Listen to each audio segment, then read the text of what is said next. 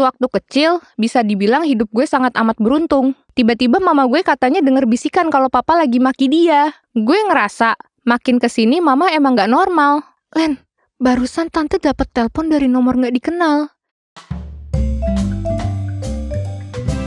Gue punya cerita.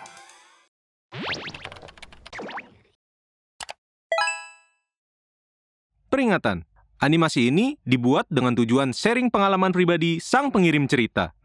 Dimohon untuk menghargai cerita tanpa menyudutkan beberapa pihak. Selamat menonton.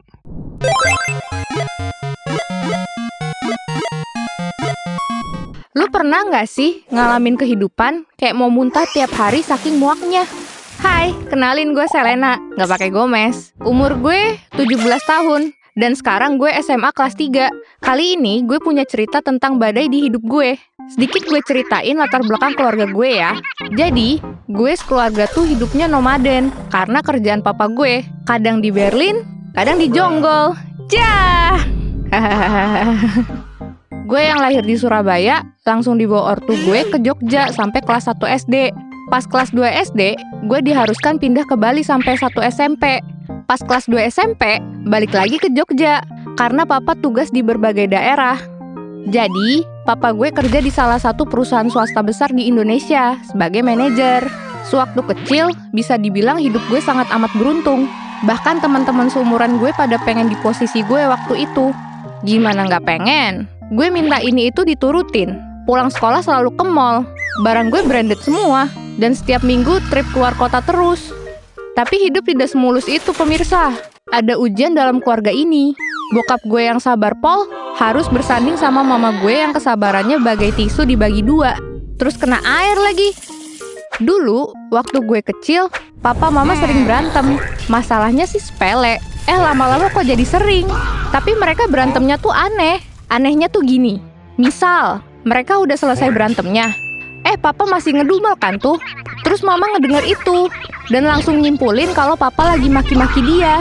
Padahal enggak. Terus juga kadang keluarga lagi adem ayem. Tiba-tiba mama gue katanya denger bisikan kalau papa lagi maki dia. Padahal papa ngomong aja kagak, jir. Terus waktu berantem tuh, mama sering salah denger. Misal papa bilang A, tiba-tiba menurut kesaksian mama si papa ngomong Z. Kayak, hah? Apa sih? Terus nih, mama gue tuh aneh. Dia percaya hal-hal gaib, sampai di titik yang ganggu hidup semua orang di rumah. Mama tuh percaya kalau papa selalu diikutin makhluk halus, yang bikin papa sering marah-marah sama mama. Terus mama ngecap dirinya sebagai indigo, karena kadang dia suka dengar suara aneh, dan kadang bisa lihat sosok gitu. Terus katanya, mama bisa lihat seseorang itu ketempelan atau enggak. Jadi mama bisa begini, karena bermula dari temen cowok mama yang bikin mama sepercaya itu sama hal gaib. Sebut aja Bowo. Jadi Bowo ini dikenal sebagai ustadz dan tukang pijet alternatif.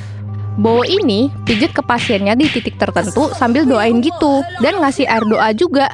Dia juga sering ngediagnosa orang-orang kalau orang itu diikutin makhluk jahat atau apalah itu. Keluarga gue udah pada kenal sama si Bowo ini, dan kadang keluarga gue berobat ke dia. Oh iya, kenalin abang gue namanya Tio. Jadi, abang gue ini skeptis sama hal-hal gaib dari dulu. Lucunya, abang gue punya alergi debu. Kalau ada debu di hidungnya suka gatel, dan digarukin kayak digosok-gosok parah gitu. Nah, mama gue kan khawatir hidungnya kenapa-napa. Udah dibawa ke dokter dan dikasih obat. Tapi namanya alergi ya, masih sering kambuh. Akhirnya dibawalah dia ke si Bowo. Dipijet dan didoain. Dikasih air doa juga dan disuruh minum rutin. Nggak terjadi apa-apa tuh. Pokoknya mama kayak didoktrin. Kalau sakit harus berobat ke dia dan bukan ke dokter. Karena cuma dia yang bisa nanganin itu. Singkat cerita, gue pindah ke Bali. Dan udah nggak dengar kabar si Bowo ini. Tapi tetap aja mama makin jauh dari realita. Semua masalah dianggap kiriman makhluk halus. Semua sakit harus diruqyah. Dan semua konflik disalahin setan. Rumah hawanya udah nggak enak. Dan pemikiran mama yang bikin berantem. Gue udah muak banget dah. Pernah suatu hari mama berantem hebat sama Bang Tio. Ujung-ujungnya mama bilang, kamu jangan nempel ke anakku, keluar kamu. Bang Tio pun geram dituduh ketempelan mulu. Sampai di satu titik Bang Tio mulai menyadari aslinya mama tuh sikapnya aneh. Mama selalu ketakutan hal gaib dan terlalu percaya sama hal-hal begituan. Bang Tio ngediagnosa bahwa mama tuh gila. Kalau mereka berantem pasti Bang Tio bilang, "Mama gila, berobat sono ke RSJ." Gue denger itu marah banget lah ke Bang Tio. Karena menurut gue gak sopan banget ke ortu begitu.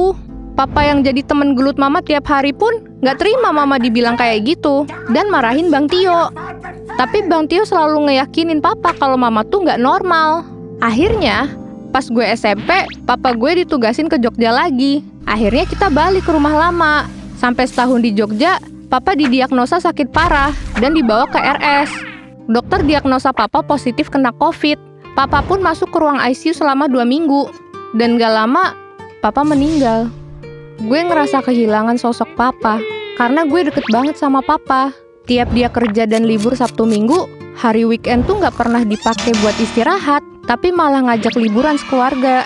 Dengan alasan, papa ngerasa bersalah kalau weekend gak ngajak jalan keluarga. Padahal badannya capek banget pasti. Sampai akhirnya, beliau punya sakit parah yang kita sekeluarga gak ada yang tahu. Semenjak papa meninggal, mama sedih yang berlarut dan semakin kurus. Tapi kita harus melanjutkan hidup. Akhirnya mama coba buka usaha kecil-kecilan. Semua hal dicoba. Dari jualan baju, makanan, semua dicoba. Sampai akhirnya Bang Tio keterima PTN di Jateng. Bang Tio pun ngerantau. Dan sisa gue sama mama di Jogja. Alhasil, yang jadi samsak emosi mama, ya gue. Gue menepis omongan Bang Tio kalau mama gila. Sampai gue SMA, gue jadi sering berantem sama mama karena ributin hal goib. Terus mama juga pernah ribut sama tetangga. Gara-gara mama denger tetangga sebelah ngejelekin kita. Padahal gak ada coy. Gue juga pernah dibilang ketepelan pocong. Karena gue kurus dan matanya cekung. Padahal gue punya anemia, makanya begitu. Terus mama sering lihat sekelebetan hitam dan ngomelin sosok itu tiap hari dan tiap malam. Pernah malam-malam mama masuk ke halaman rumah tetangga yang baru pindah terus nyapuin terasnya. Pas yang punya rumah lihat CCTV, dia ketakutan dan langsung memutuskan pindah keesokan harinya.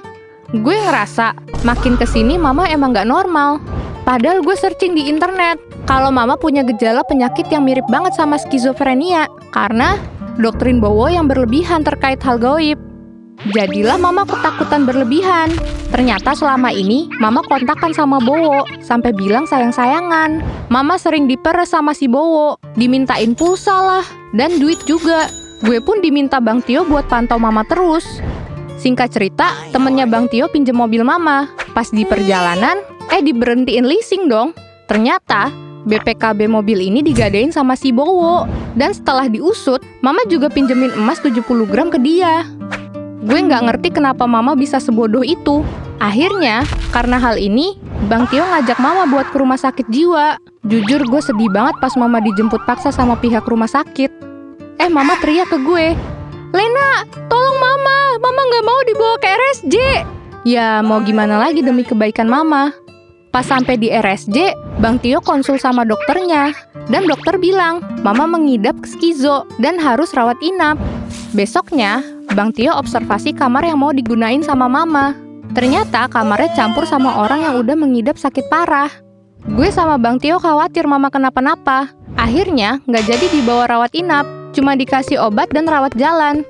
Sepulangnya dari RSJ, malam itu mama terlihat tenang karena efek obat kali ya. Besoknya, Bang Tio balik ke rantauannya dan gue berdua sama mama. Keesokan harinya, kita berkegiatan seperti biasa. Siang harinya, mama izin mau keluar mau ambil uang ke ATM sama beli makanan. Gue mau ikut, tapi kata mama nggak usah, karena bentaran doang. Ya udah gue tunggu di rumah 5 menit. Sampai setengah jam kok nggak balik-balik. Sampai jam 9 malam kok mama nggak pulang-pulang. Gue bingung harus gimana malam-malam gini. Akhirnya, gue pinjem motor tetangga gue buat cari mama dan ngehubungin Bang Tio. Bang Tio langsung OTW ke rumah. Kita berdua nanyain ke tetangga-tetangga, tapi nggak ada yang lihat mama. Akhirnya kita memutuskan lapor polisi besok pagi, bareng Pak RT. Mama resmi jadi ODP. Tetangga pada care datang ke rumah buat kasih makanan. Setelah 3 hari hilang, ada telepon dari tante gue di Surabaya. Dia bilang dengan nada gemetar, "Len, barusan tante dapat telepon dari nomor nggak dikenal. Ternyata dari mama kamu. Dia bilang dia mau berobat herbal sendiri, nggak mau dibawa ke RSJ lagi, dan jangan cari dia sampai seminggu dulu." Gue langsung lacak transaksi terakhir di ATM mama. Ternyata dia lagi ada di salah satu kota di Jawa Tengah, jauh dari Jogja. Gue sedih campur shock. Kok mama bisa kepikiran ninggalin gue sendirian? Gue khawatir mama kenapa-napa. Laporan ke polisi pun akhirnya dicabut. Akhirnya setelah tahu mama di mana, kita coba kontak mama. Dan katanya mama lagi di rumah ustadz yang terkenal ngeruqyah. Detik itu kita langsung berangkat ke sana.